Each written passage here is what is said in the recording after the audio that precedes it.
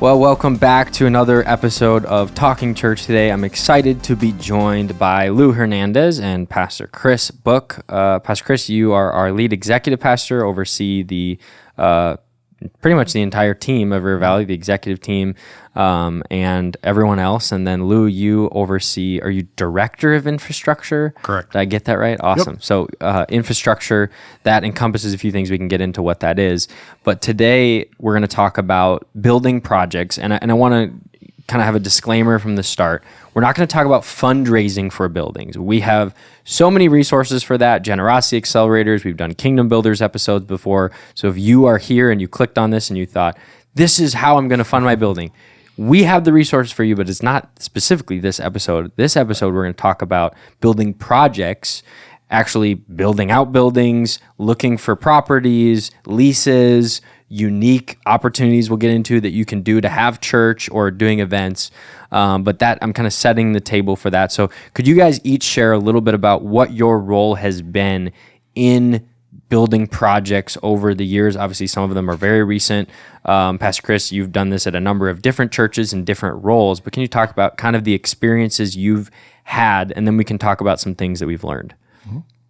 Yeah, you want to go, Lou? Sure. So my experience as of late, like you said, has been a little more recent.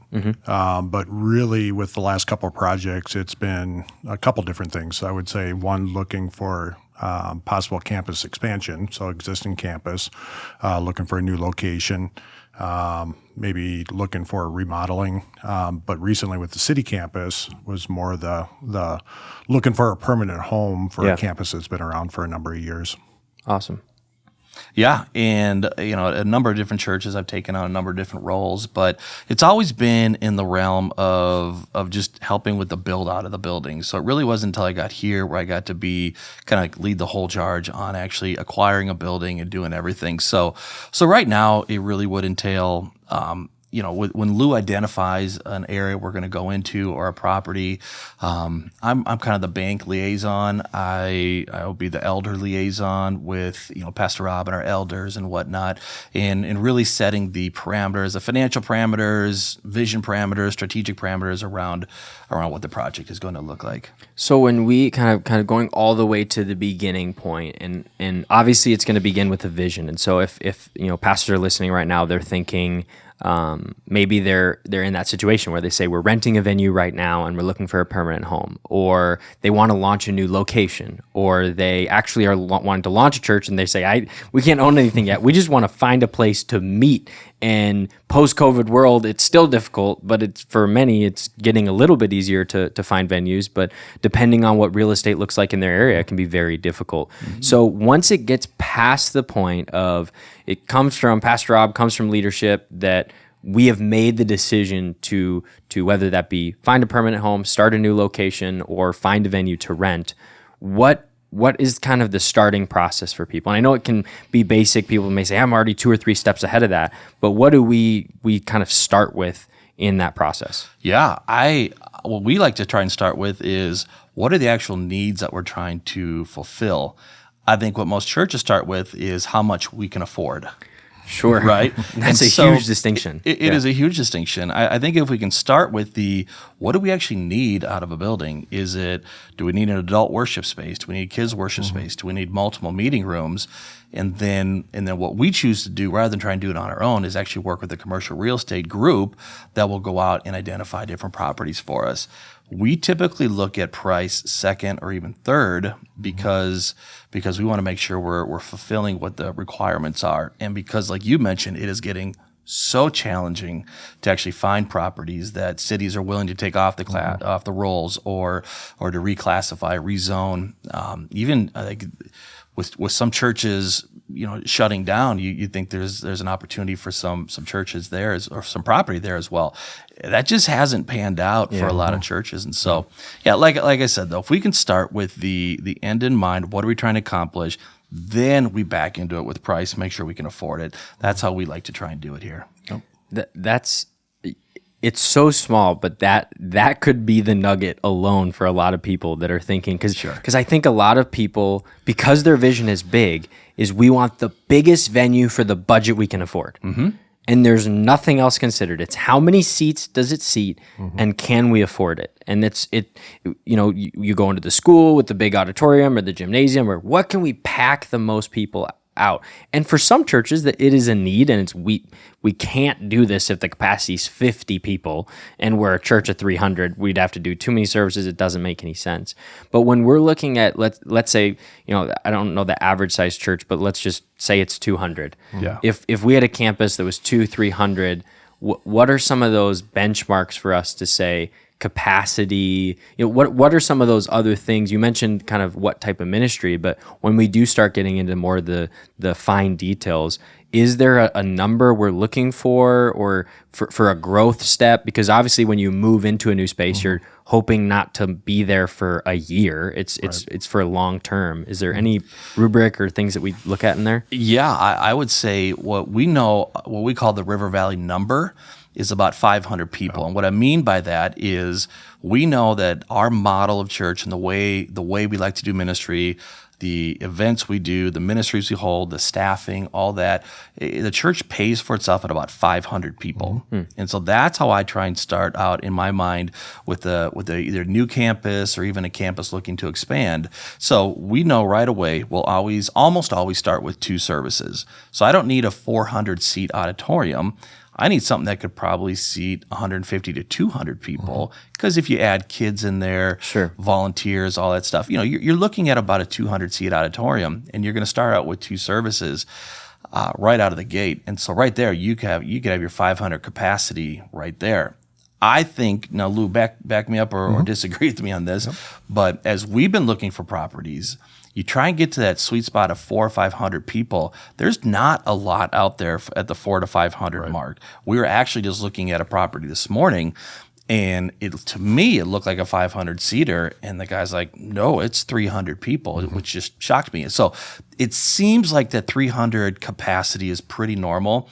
And if you're willing to do more than 2 or 3 services, you can grow a church for a long time in a auditorium the size of a 250, 300 people. Right. Yep. No, I would agree with that. Like you were saying, the 500 is kind of the magic number, when we start looking at different events, different activities, different meetings.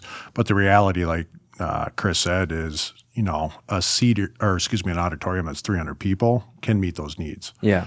And really even smaller than that, kind of that 300 seat auditorium that we looked at this morning, 2 services at 600 people. And I think accounting too for the onboarding, when you start up a new campus, you always see that big spike, where we're planning for 500, but we have 900 coming through for the next month. And then we trickle back down to 300. Yeah. So just finding that balance. But again, getting back to what Chris said, what are the needs of the campus to really drive that? And I do think post-COVID has reconditioned us a little bit in the sense that a 300-seat auditorium now feels like a 100-seat auditorium, because people want that buffer. People always wanted that buffer in church, but they want 1 or 2 seats next to them. Not even necessarily like, I'm afraid of catching it, but just even that, just our personal space has changed. 6 feet is kind of just, hey, we don't need to be tightly packed. I remember I was tightly packed in an elevator a few weeks ago, and we were all just right next to each other, and I could feel people breathing on me, and I'm like, I don't like this. Like, I've been conditioned, but I don't really like it anymore. Not that I liked it before, but I'm more aware of it. So, has that at all like impacted some of this? Obviously you just looked at a building this morning, but when we think about packing people in, is there a number, like, let's say it seats 500 people, what is full in our mind? Like, it's not obviously max capacity of 500, but when people are thinking about adding a service, have we discovered anything about, is it 60%, 70%? Is that anything we've looked at all? I'll throw out what I've seen is, my first observation is pastors are the only ones that mind speaking to empty rooms, right? And so where we might feel a little insecure or a little frustrated because there's not a lot of people in there, the room doesn't feel all that full, most people don't care. Because they, like you're saying, they love having that space. That's why it's really imperative for us to do more and more services. But when you're looking for specific metric things that we found, 60 to 70% Yeah. feels really good right now. Now, I would say, I don't know if that's a hard and fast rule or more of a feel that we have. I think it depends on the church. So the pastor we were talking about this morning, he'd pack the room out to 100, 110%, 120% every single week if he could. Sure. And really, his people would be just fine with that. Where I think our experience in the last year and a half has been not that. It's been a little bit more, like you said, let's have a little bit of room. I'll have my family, I'll have my group here. And then I just, give me a seat or two or three. And so that's. Yeah. And Lou, I kind of heard a little bit, you mentioned events briefly, but there's a number of different capacities to consider because it's weekend attendance, but then you have service attendance, and then you have event attendance. Because let's say you do 2 or 3 services, and then you say, hey, we want to have a marriage night, or we want to have a young adult night, or fill in the blank. Well, that could be way smaller than your total weekend attendance, or it could be, let's say everyone shows up, which as a pastor, everyone laughed in their car when they're listening to this. Everyone shows up. But let's say more people show up than typically do. Right. Now you're at a packed room. And so I think there are some elements to where when you're planning this out to the needs that you have, you can't just be thinking weekend service. Right. You can't just be thinking, well, we do 3 services now. So if we do 3 services there, we'll have plenty of capacity. Okay, well, what can you get enough volunteers? Because now you have twice as many volunteers because it's twice as big of a room. Or and I remember hearing, Craig Rochelle talked about add a service. Add a service. If you want to grow by 100 or 150 people, add a service. And you may say, well, that's how big we are now. Well, you're doing one. And rather than going out and buying a building, what is the maximum number of service we can do as a team? Can we do 2 teams? Team A does the morning, Team B does the afternoon and evening. Be creative. I remember I was at a church and I think they had 7 services on the weekend, and it was just back to back to back to back. And they were filling the room, and they were like putting pipe and drape over certain seats because they wanted to make it feel full. And others, you go into an auditorium and it seats 10,000 people, and there's like 30 people. It feels like there's 30 people in there, but there's maybe 1,000. And that service was 3 times as big as the small one, but it felt like there is not a soul here. Oh yeah. And so when you look at some of our larger campuses, like even choosing the room, sometimes the bigger room's the wrong room. Yes. Looking at some of the other challenges of building projects, we couldn't talk about this without challenges, because everyone, I think what I've heard, it's never going to cost what you think it's going to cost, and it's never going to be finished when you think it's going to be finished. Can you guys share a little bit about that and your experience, whether that be making a deal with somebody, whether that be through a construction project, maybe just to reassure some pastors who are in the middle of a building project right now. But what are some things that you've seen? And of course, this doesn't, it's not the same everywhere in the country, but what are some insights in that? Well, I know for me, one of the recent ones, 3 years ago, I can think of, the surprises, like you said, and how do you work with those surprises? But I think of Woodbury, in fact, this just came up. When was it? We had a conversation just a little bit ago about it, but with the Woodbury build out, and that's a leased building. Correct. It's a leased building that we went into, business like park. a business park. But the big surprise we got was the giant plumbing that was in the center of the auditorium. And it's like, oh, hey, we'll just move it. Then you work with contractors and they're like, yeah, it'll cost you $250,000 to reroute all that. And it's like, all right, so how do we get creative now to work around that so we're not spending an additional $250,000? And again, it could be as simple as mounting a TV on there so you can have people sit behind it. Is that what we did? What did we do? I don't even know. We kind of went around it, but we got TV and stuff. But again, we built a pillar and then put a TV on it and said, we just made a $250,000 problem go away with a $2,000 solution. Yeah, sure. It's not ideal, but it's better than spending $250,000. Right. What are some ways that we've seen, and I want to keep on this vein, I know there's plenty of other things that we could learn on this, but what are some ways that we've avoided some of those mistakes? Because in that case, a $2,000 fix was able to solve that problem, but there's other mistakes that, or not mistakes, but just oversights, things we didn't see that you can't put a TV on it. sorry, the city, even something city law requires you to fix this, even though the other building owner didn't have to, but now you were required. And you're like, what? Like, how does that work? I remember at our crosstown building, there was this giant water tank underneath one of the parts of the building, and it needed to be dug up. What other things have we seen or ways we've avoided it? Oh, I know I asked a lot of questions there. No, it's great. The best way to have those, to work on those, is make sure you have an experienced facilities team. Sure. I mean, so what I mean by that is at the time, so Lou was not in role at the time. Yeah. It was a gentleman by the name of Scott. Well, he'd built a number of buildings for us, and he was there when they were digging out the tank, when they found the tank. So he knew the exact procedures to go through and the things you don't want to do that might cause a delay in the construction. So he called me right away and said, hey, here's where we're at. What do you think we should do? Here's my recommendation. I said, great, we're going to go with that one and see if that works. And it did. So where I'm going with that, though, is so much of what you learn is because your first few building projects, you make the mistakes and you go, I'm never doing that. I'm never doing that again. And you just learn. You learn that. And this is not a critique of the contractors you work with, but you put a plan out for the contractors. They say, okay, in order to accomplish that, then you have to do this. And I've always found contractors are great working with you. If you don't have to accept everything they say. You can challenge it. You can ask the question, really, does that have to happen? Does that need to cost $250,000? Is there any way that can cost $125,000? Oh, well, if we would have routed it to the left instead of the right, that's $125,000. Oh, let's do that. So I think if you are just engaged in the building process, asking open-ended and leading questions, you get people talking to you. If all it is just working off the construction timeline and the checklist, you're going to do exactly that. But instead, I would just say be very engaged and then know you're going to make mistakes. So nothing ever gets done on time. Nothing ever gets done in budget. That's true, and that's true for a couple of reasons. A lot of times it's because you have pastors who are not, we're trained theologically. That's what we went to college for.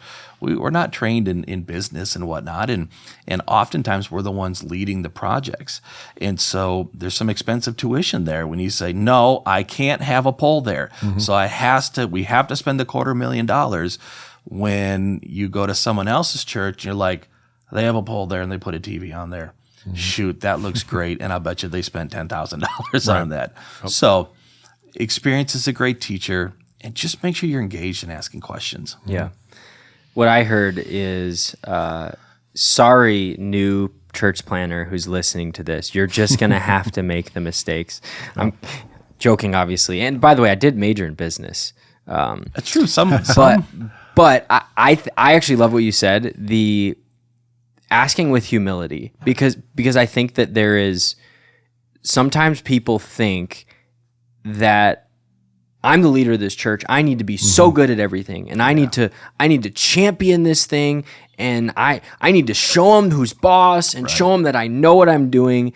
And then that's when they end up getting into the mistakes that are in the hundreds of thousands of dollars or put into a position because the contractor says, well, you said that's what you wanted, and you were trying to be a hotshot and make it look good for the church, that we're going to have a no ifs, ands, or buts. We're going to have bathrooms everywhere, or we're going to have a charging station in your seat, or whatever you think is the great idea. But that just cost you $500,000 versus, hey, help me understand this. Can you walk me through that? Or I'm not like, if you don't fully understand something and you're signing the paper, there's going to be an issue. But say, hey, help me understand this before I sign. Lou, can you talk a little bit about, and obviously there's people, we're talking about specific people, but even in this perhaps God moment that we had our city campus, you approached the owner and said, talk about what you said and kind of how that played out. Yeah, I would say it was definitely a God moment. I think Chris and I first started about just having a conversation, and he kind of seeded it. It was like, would the owner ever be interested? And this was a venue we were renting for 3 years. Yep, for 2.5 years at the time. Yeah. So, it was like, hey, we're in the middle of the pandemic, and, what's it going to hurt? We got a good relationship. So, again, just meeting with the previous owner, getting to know him, and then eventually I just said, hey, you want to grab lunch? We went and grabbed lunch and had a conversation how things are going the last 2.5 years, any concerns, and finally I just kind of threw out the question, was like, hey, I don't know if you'd ever consider it, but would you be open to selling the building? We love it here. We'd love to make this our permanent home. And of course, his first response was, no, we're good. We're going to hold on to it, continue the event business. And I just took that moment as, hey, the seed's planted. Just took a step back and just let it sit. And I think it was 2 months later, he reached back out and basically asked the question back, were you serious? And at that time I had to come back to leadership and be like, hey, he's not interested. Let's just figure something out. We started looking at other venues in the area, even previous ones we were in. He called, told me that. I went back to leadership and said, hey, he wants to know if we're serious. And that just opened the doors to, again, building a relationship, but having more conversations with him. I think that's such a huge breakthrough, not only for our church, but for people to say, what can God do for your building? We're talking about all the things that we need to do. Right. Like we need to account for that. We need to figure out the number, the logistics. But God loves his church more than we do. My dad says that all the time, and it's so true. What if we threw it out? And not in a, God told me you're supposed to give me this building and you're not even a Christian. It's like, you better be sure that was God if you're going to go out there and say that. But I love the idea of a perhaps God. What if, hey, perhaps God is having this? I don't know. I don't speak on behalf of him, but I do know that he loves his church, and I do know that he loves this location and wants us to minister to these people. What if? And you got to know. But then 2 months later, God opened that door. Yeah. And I think the big thing in that too was, asking that initial question. I went into it basically with, what's it going to hurt? We got a great relationship. The worst thing he's going to say is no. And we just got to be okay with that. And I think we were. Yes. We were a little shocked, but it was like, all right, he's not ready. We'll just leave it sit. Yeah. And then just being open-handed about it. And I think it's just important not to over-spiritualize those moments either. Sure. It's funny. You said that was my idea. I seeded the thought with you. I don't remember that. So until that moment, I thought this was your idea. So wait. I think I just gave him, no, I'm just kidding. No, but it probably just, my point is, it probably just came out in a random conversation you and I were having, just saying, man, that's a great location. We love that neighborhood. We love that building.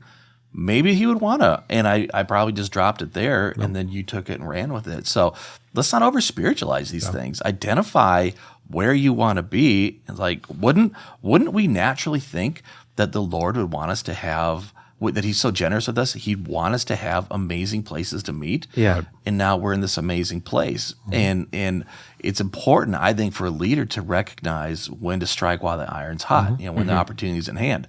So 2 months previous, he was not interested. Right.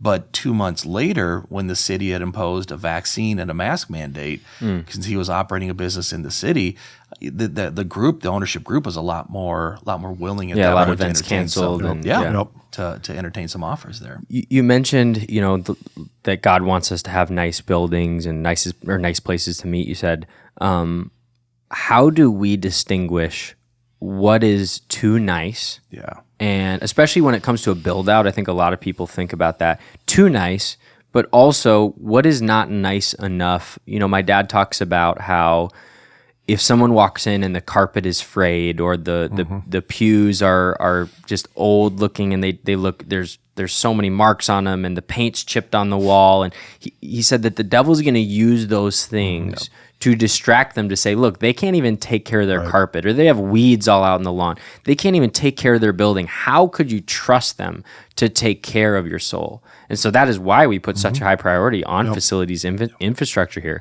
But then to the same side, we don't go crazy on our buildings and put, the big giant stone waterfalls and the, gold plated, picture of Jesus or whatever it is, and maybe someone's listening, they're like, well, I have a waterfall.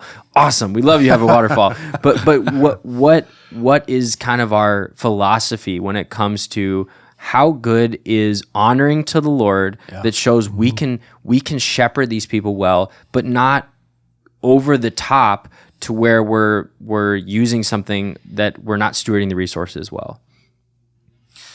I mean, the first thought that comes to my mind is when you take a look at our physical buildings, they match the community they're in.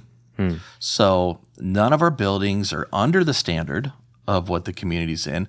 But I wouldn't say any of them are top 10% of all the buildings that our communities are in either.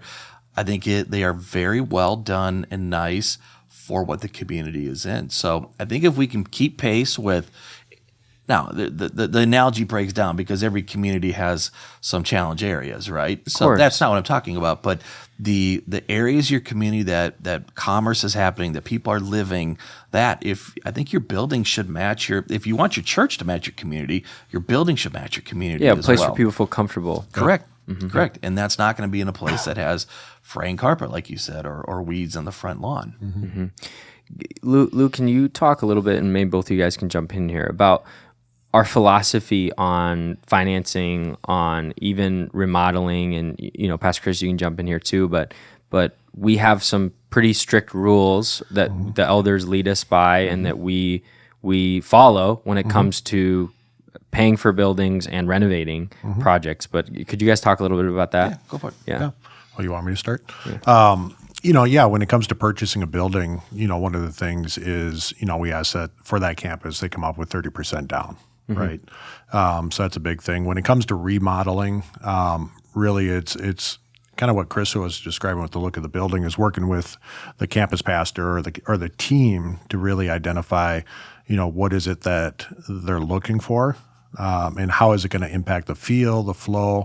And then when it comes to funding, it's like, all right, come alongside of us. Let's talk about this, and what makes sense. Because I think, and you mentioned something a little bit earlier, being a good steward of our resources is a key. It's Absolutely. like, hey, we want to put this type of carpet in. It's like, well, we can get this exact same carpet at a lower price that looks exactly the same. Would that be adequate enough and stuff? So again, just being a good steward, but again, keeping in mind the community as well, and not going over the top. Because I think you can have a tendency of building something big and extravagant that you think is amazing, but yet someone from the congregation could come in and be like, this does not make any sense at all. Totally. Yeah, just to piggyback off that, so the 30% rule, we don't even start a project until that 30% is in.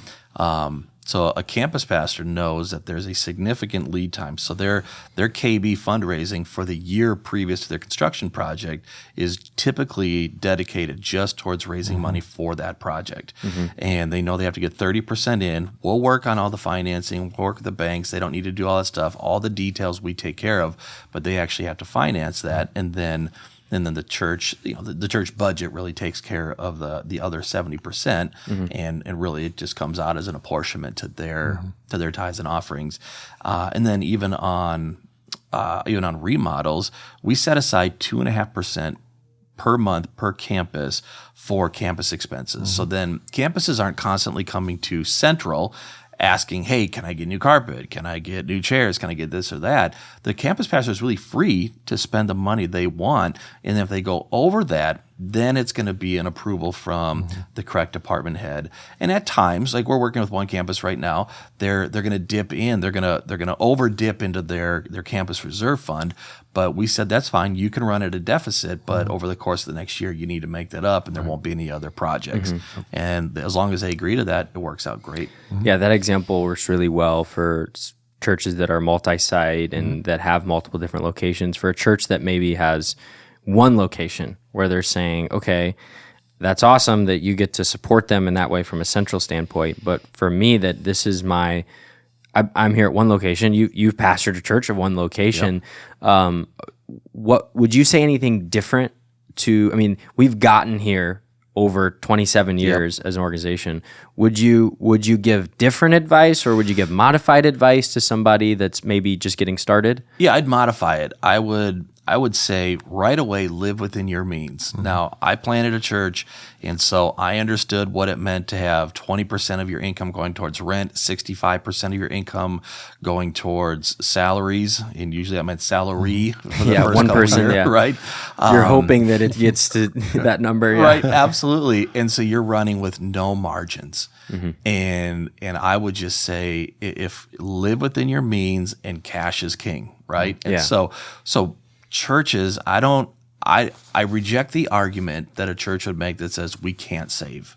I think every church, if you plan, it's no different than our home budgets. Yeah. If we can't save at home, we're not going to be able to save in at our workplace either. Right. But I think everybody can. So whether you set a 2.5% church reserve that you can take care of the rooftop units when they go out or whatnot, you can start saving for that right away. But the most important thing is having that margin to live within your means so that you can respond to opportunities or challenges when they come up, when the rooftop unit does go out and they're not insured. Yeah.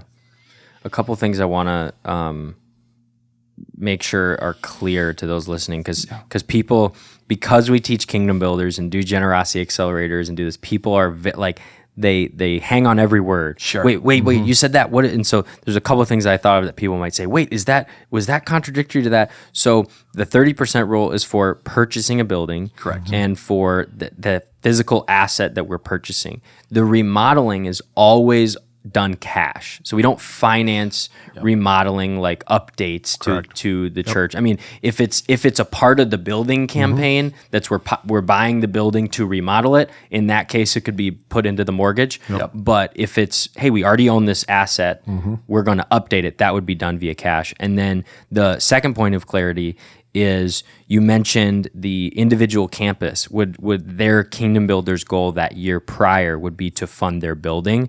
We do that because we're able to be multi-site, but we never will dip below 50% of our kingdom builders total going to global missions. Correct. And so we talked about it on other podcasts, but I always, there are people out there that go, aha, like we've caught you in a conundrum, we've caught you in and you're off there, but that is what we do in those situations. Coming to a close here, this is like 101. There's so many other things that we could get into, but it's really just, again, this podcast is setting the table for people, and then saying, hey, we have a network. If you want to ask us questions, that's what we do. We have a full team out there. So hopefully this can spur ideas, maybe answer some questions, but also start new questions. If there was a piece of advice, and I'm not going to say the best piece of advice because there's so many things, but that you would say to someone who's just getting into a building project, whether they have experience or not, what would you say is something or a few quick things that you should say, these are some things you should look out to? You've already given a lot of great nuggets, but if there's anything else you say, I didn't get to share that yet. Yeah, the one thing that we haven't talked about is just price per square foot. Just a very simple metric is, if you're going to be renting out a warehouse space, you should know what the price per square foot is in the area around you. Right. Again, because pastors tend to be trained theologically, we don't necessarily think that way. It kind of goes back to my first point. We think, can I afford this, instead of, is this what it should cost? Sure. Right. So, and you would say in that analysis, you're looking at other properties in that community of similar style. Yep. Yeah. Absolutely. And your real estate agent should be able to rattle off those numbers off the top of their head to you. Yep. Sure. Yeah. Yep. And I think for me, kind of like what Chris was saying earlier, and you kind of alluded it to, being newer to this, I think building a network and asking questions, not just within the team, but outside of the team. That's one of the things I did very quickly when I came on, managing the facility side or overseeing that, was building a network around me of people that I can ask questions of. But then talking to your campuses too. Again, with us being multi-site, I could go to each campus, and each campus has got a little different thought or opinion on what their experience is, and learning from them. Yeah. Too. What works for you might not necessarily work for this campus, or what works for this church might not work for this church. Yeah, and I think for churches who'd say, hey, we're a single site, we don't have that luxury. Well, you have maybe a network of churches. You have a denomination you're a part of, a district, a network. There's River Valley Network. Again, we can be that resource. We also like to say, we're not the end-all, be-all. What we say in this podcast is not what we're trying to say is all churches should do this. It's, hey, this is what we do if it can be helpful, if we can answer any questions for you. But there are times where we get questions where I say, I know a great church that could answer that question better because they're more in your environment. Or have you talked to your neighbor church? Because I know that pastor and he's awesome. Oh, I didn't actually know him. Could you connect me? Absolutely. And so I would just say, we're building the Church of Jesus. We're not building River Valley. We're not building a church that's your church. We want the church of Jesus to be amazing, and we want to help others. And so if you don't feel like the churches in your area want to share their, hey, what did you pay per square foot? Like we're all in this together. And so I know there are some churches that might hold things a little bit tighter to the vest, but hopefully there's other people in your community that are, hey, no, we just got there. I know we've been talking, we just moved into a new community, and we've talked to several pastors who either used to pastor in that community or are trying to get into that community. One that I can think of, that they're trying to get there and they still haven't been approved because their lot is like frozen. And so we're all talking like, man, this community is hard to get into, but championing that together and recognizing that until everyone in our community is a part of a healthy Jesus preaching church, we can have more churches in that community, and it's a gift that we get to do that. So that's right. Thank you guys for sharing insight on that. If you have questions for them, you can email network@River Valley, and we'll forward it, get it to the right spot. Follow up from this episode or just questions about your building. We want to be a resource for you, and if we don't know the answer, we'll hopefully send it over to someone else who does. And so thank you guys for being here, and hope this blesses people. So thank you, Logan.